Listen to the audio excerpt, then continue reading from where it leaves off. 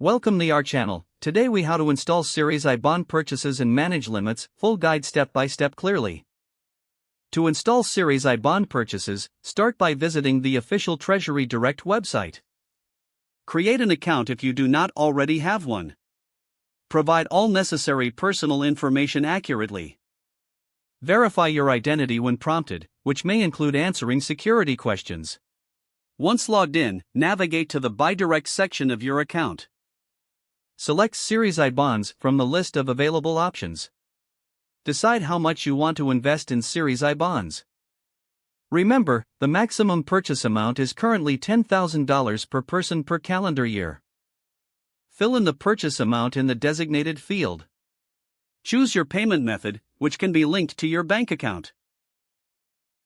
Review your purchase details carefully for accuracy. Submit your order to finalize your Series I bond purchase. To manage your limits, return to your account dashboard. Check your purchase history to see how much you've bought this year. Keep in mind that the total for Series I bonds includes both electronic and paper purchases. If you want to buy more bonds in a year, consider cashing in existing bonds first. Stay aware of the annual limit to avoid overpurchasing. Use the calculator provided on the website to track your investments effectively. Make necessary adjustments according to your financial goals. For any assistance, refer to the FAQ section on Treasury Direct or contact customer support. By following these steps, you will successfully install Series I bond purchases and manage your limits effectively. If the page does not load, refresh the browser or try again in a private or incognito window.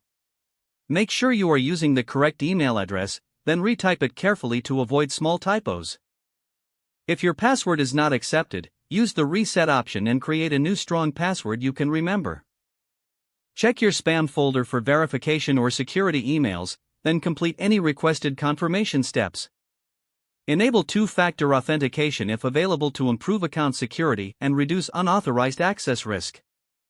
After signing in, review your profile details so your contact information and settings are accurate and current.